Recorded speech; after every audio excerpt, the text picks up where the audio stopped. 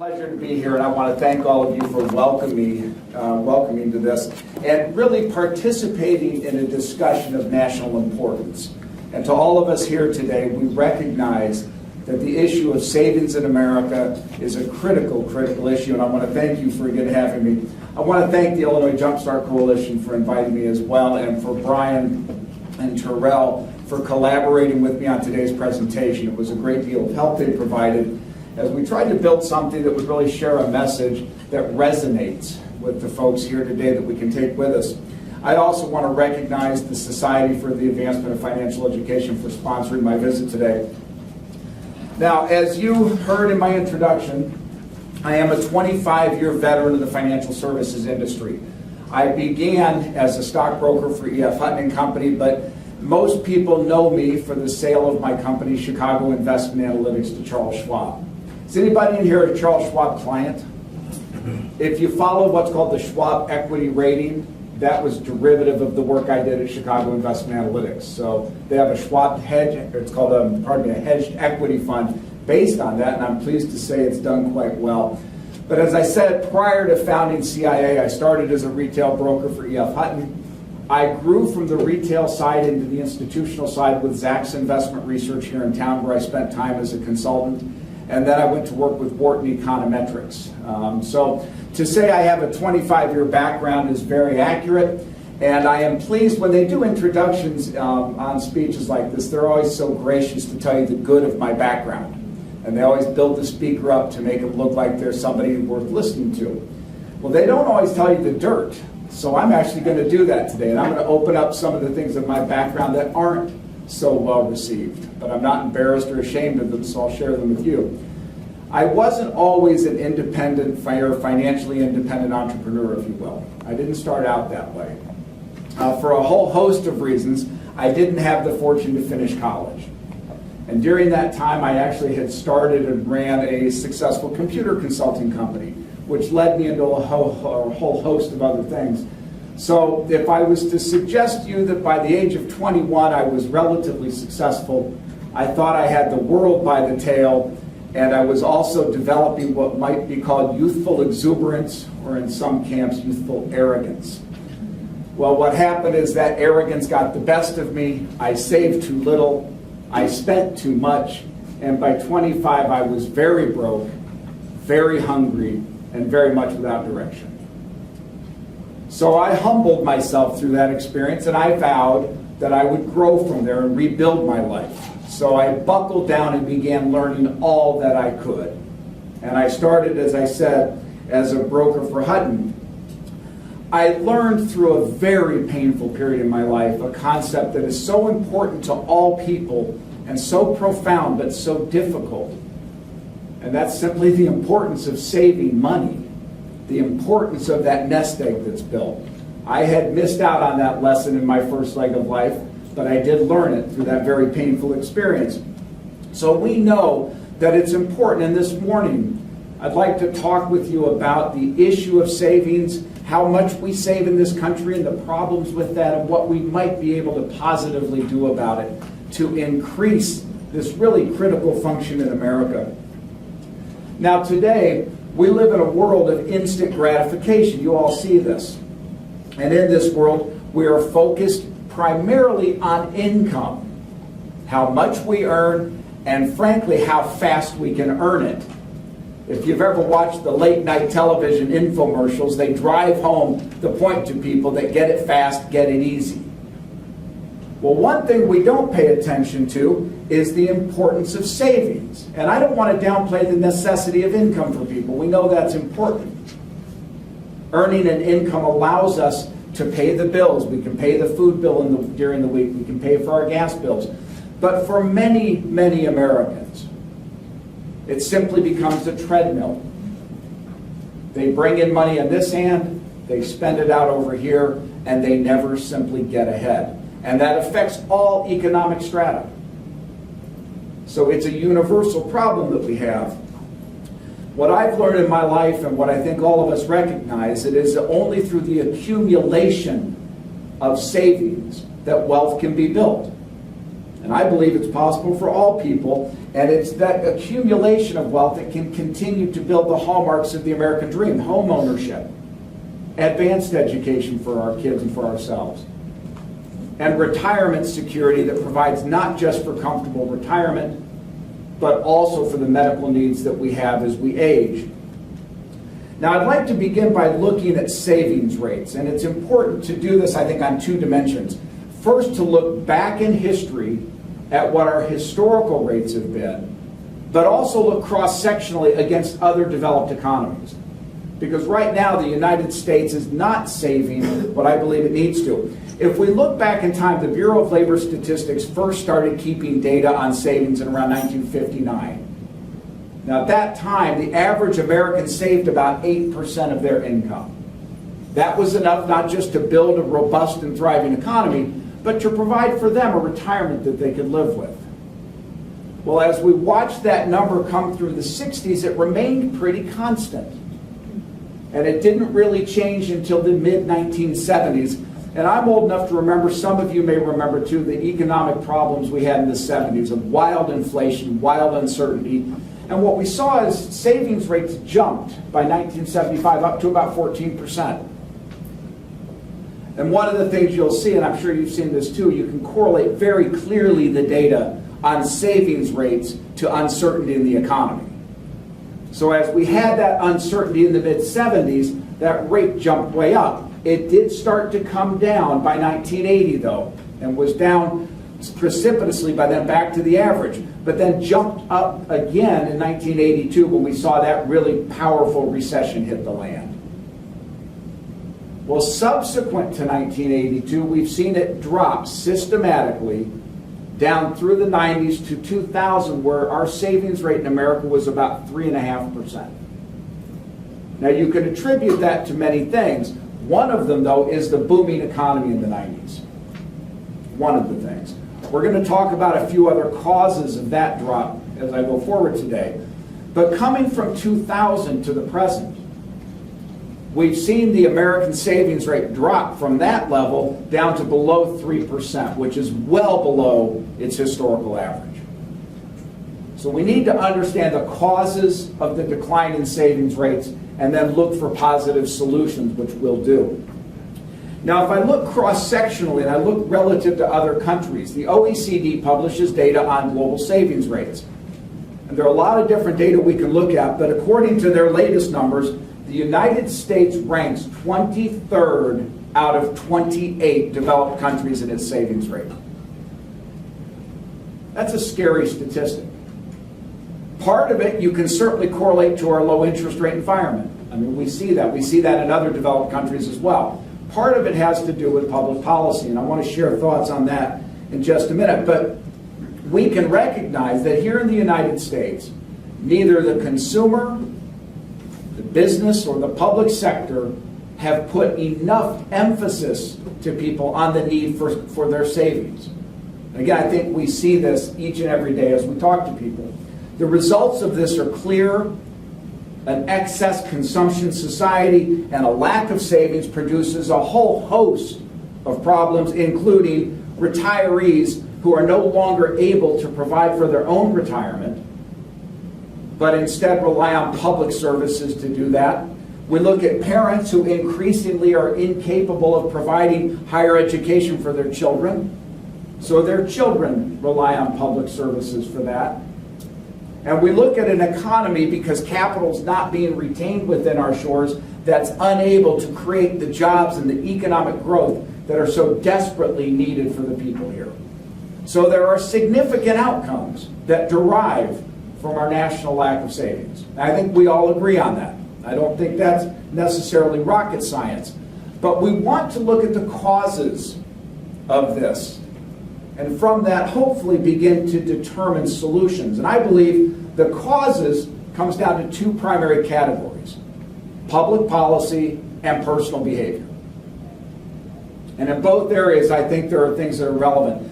In the area of public policy, as we go back and look at what's impacted savings rates, I think we can go back to the 1980s and we can first look at this shift that took place between the 401k world and the defined benefit world. There's no question that as people were in defined benefit plans, they expected to have their retirements there, and they were, in a sense, forced to put money away. As we shifted from that into the 401k world, we expected there would be certain benefits deriving from that. Portability, we saw that. Investment flexibility, that was there, but they weren't tied together with investor education. And that led to what is a really systemic problem. If we look, for example, at 2008, and most of you remember that period of fear and uncertainty that we had coming out of the meltdown that happened in the fall. Millions and millions of American 401k holders in the spring of 2009 panicked. And they sold out their 401k holdings at the very bottom of the market because they weren't empowered with the knowledge that we know they need. Had they held on, they of course would have recovered. But they weren't educated to do that. And instead of it, which would have looked at the economic realities, they looked at the fear-mongering that came out, and in many cases became victim of purveyors of investments that sold on that fear, uncertainty, and doubt rather than on the reality of the economic situation we had. I'm sure all of you saw it. It kind of came down in that case to the core of education. Secondly, we had another major shift that people have often overlooked, but that was the shift in deductibility of interest. We go back to pre-1986. It was, as you may recall, possible to deduct interest on auto loans and consumer loans and the like. With the Tax Reform Act, that shifted so that the only deductibility came in the home equity and home mortgage area. Well, people responded to that by shifting their debt from auto loans and consumer loans into home mortgages. It became their bank, if you will.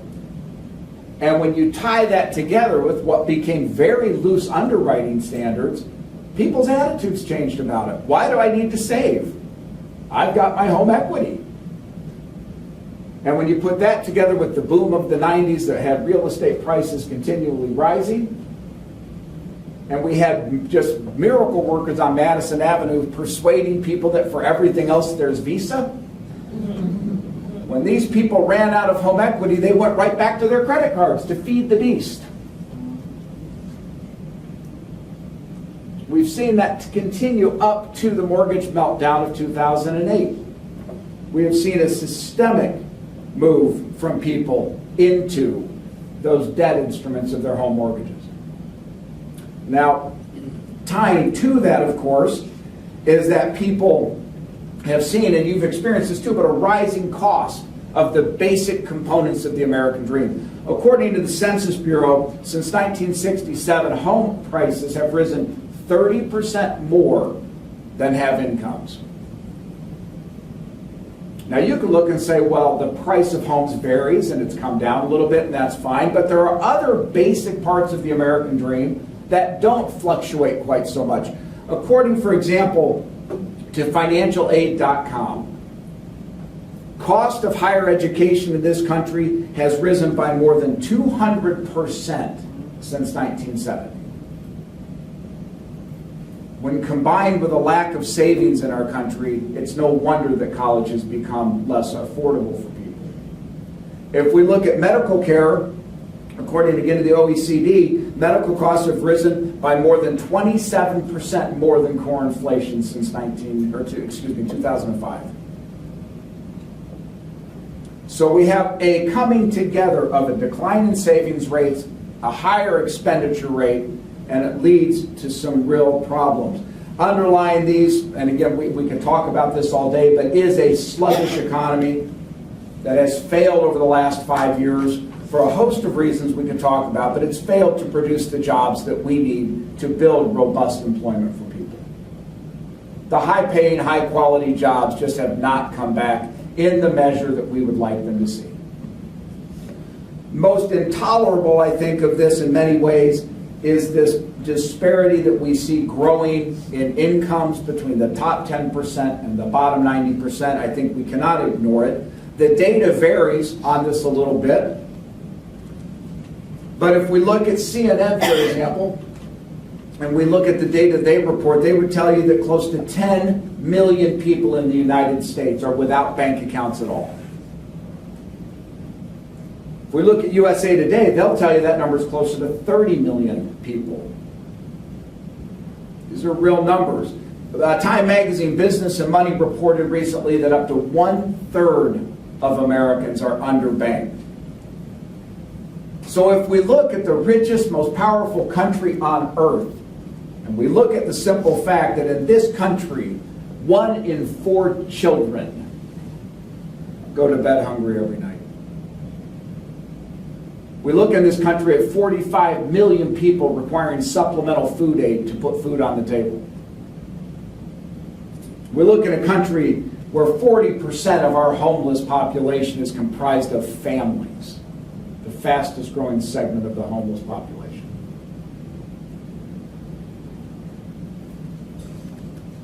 It's no wonder, as we look out at these statistics, that for these segments of the population, the idea of saving money for retirement and college is not exactly high on their priority list. When it comes down to saving money for the future or surviving for the day, people choose to survive. It's the rational choice. The political, ideological, and resource challenges that we face are beyond the scope of what I want to talk about today, but clearly the idea of inadequate personal savings is not, and I want to focus my time on that. I believe there is real hope, and I believe that hope is focused solely on education. I believe that it must become part of our national discussion, and I believe the ray of hope can teach, or help to teach, respect for money, an understanding of money, and an appreciation of how important it is to save and accumulate money. The lessons that I had to learn through hard, painful experience, we can teach children. There's no question about it. Now, in creating education, we of course want it to be age appropriate, right? I have 6 children. I don't think they would relate real well if I tried to teach my 9-year-old the federal open market operations, right? It's hard enough to teach them to stay awake during class. But we need to begin to look at educating young people, starting at the very young, with the appropriate financial information. And I am pleased that as we go, I've got some programs I'll share with you later that are truly hopeful signs that we're beginning to do this. There's no question. I think as we look forward, we need as a society and as advocates in this world to go forward and eliminate the notion that managing money per se is an inappropriate curriculum add-on. It's too expensive to add to the curriculum. Or just assuming that kids are taught this stuff at home or after high school. They're not. And we need to change the national dialogue because these ideas that we can't teach it or shouldn't teach it are simply wrong. The ideas that sustain that ideology affect public policy, and we need to change public policy. We need to influence so that we get out of the mindset of financial illiteracy in the United States. It was Chairman Ben Bernanke who said the biggest single problem we face in America today is financial illiteracy. And he's right. When all is said and done, I think we can look at it and realize that savings takes 3 fundamental things. And they always tell you when you do talk in threes because people can remember it, right? So I'll tell you 3 things that people need to do. Very simple things. Knowledge, commitment, and opportunity. It is clear that the first 2 of these, knowledge and commitment, can be addressed through comprehensive financial education.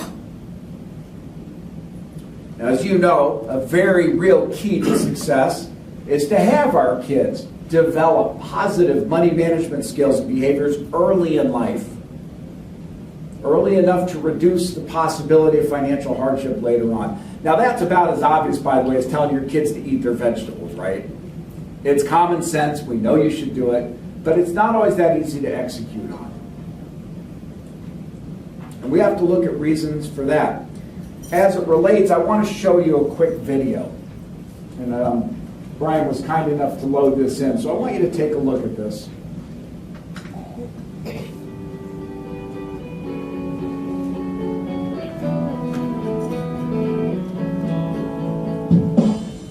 is student loan default?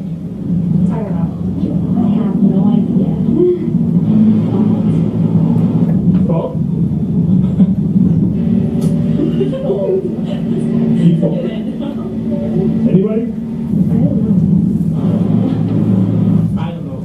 I'm not sure. I'm not sure. No clue? No idea? No idea. Default. Default is called default. I'm not completely sure about that. Isn't it that when you get paid on time, I feel like? I believe that's when you cannot pay it. To go in default, I think that means when you're supposed to pay, but you can't. Is Kim Kardashian married? 72. 72 days. 72? It's always funny. It's like my girlfriend just told me it's 72, I think. 72. 72. 72 days. Okay. Now, their intent in producing that film, and my intent in showing it to you, is not to criticize those kids. The fact of the matter is how many of us were dialed into economics in college, right? There are better things that they have on their mind. But my point is this. We have to learn from pop culture on how to make finance and economics interesting and relevant to young people. If they can remember how many days Kim Kardashian was married, they can certainly remember what a savings account is. But we need to move into the direction of understanding the impact of pop culture and move toward a situation to make ourselves relevant and engaging. Now, the Holy Grail, as I see it, is to expose then all students to high quality, age appropriate, and effective education, K through 12, beginning very early. As I said, there are some rays of hope here and some kudos that should go out. If you look right now, for example, at Chicago Public Schools, they are introducing a K through 12 financial literacy program to their curriculum. This is a wonderful intersection of public and private partnerships. In addition to the curriculum add-on, they're going to be educating 250 of their teachers with financial literacy based on a $1 million grant from Discover Card. That's a wonderful program, and it's a major step in the right direction, certainly. If we look at other programs, the National Endowment for Education has something they call their High School Financial Planning Program. This is a truly turnkey financial literacy program focused on teaching basic financial skills to preteens, teens, and young adults. Exceptional program. We can look at the San Francisco Federal Reserve, and they've put out a program that's very interesting called Make My Path. It's an initiative designed to teach disadvantaged kids how money works. They actually set them up with a payroll situation and a real bank account and talk to them about putting money away. In the first 6 months of the trial, students of the program saved an average of $500, a little over $500. Again, I think it's evidence we can teach these kids. We just need to reach out and provide them the tools that they need. If we look, financial education is clearly a cornerstone of an effort to empower people from all walks of life. You know, if you think about it deeply, you realize that financial literacy knows no boundaries, right? There is no income strata not subjected to the good and the bad. There's no racial issue. There's no gender issue. It hits all segments of society. In fact, I'll tell you that it's interesting. It was reported in Time magazine about a year ago that if we look at the small business community in America, 75% of operators of small businesses, when they were surveyed, admitted they didn't have the basic financial literacy that was necessary to run their business. And I can attest to it firsthand. I spend my life counseling with business people and well-educated professionals, doctors, lawyers, some accountants. And it is shocking the extent to which they don't know what we consider to be basic financial literacy. And as I go around the country, I will tell you, You know, you look at college students and we put up little videos to show kind of an equip how they're dialed into pop culture. But let's not forget the adults who are dialed into the 24-hour news cycle. And that news cycle is not always designed to provide news. Some of these channels are designed to hit an agenda of fear and uncertainty. In fact, just to give you a side on this, I do a lot of speeches to groups all around the country. And I'm on radio programs everywhere, right? It is so common that I finish a speech and somebody in the back raises their hand and bashes on the Federal Reserve. They do. What's interesting is when I push a little bit, it's very clear they don't even know what the Federal Reserve is, let alone what it does. But they're listening to their favorite blog site or their favorite 24-hour news channel, and they're hearing this stuff, and they don't know how to process the truth. So it hits everybody. It's not just young people, it's older people alike. Now, I mentioned earlier that successful personal finance requires three things, right? Knowledge, commitment, and opportunity. The focus today is youth literacy, so I want to spend, of course, the balance of my time on it, but it bears mentioning that this third leg of the stool, the opportunity, does necessitate a change to public policy. I think if we look at that, and if we look at the experience many of us have had, we know that a special emphasis needs to be placed on disadvantaged areas. Again, these are areas that are widely underbanked. We need to get to these people to give them a fair chance to build capital bases, to build savings, and to build wealth for themselves. I have 8 different ideas that I'd like to share with you. I think most of them are fairly obvious.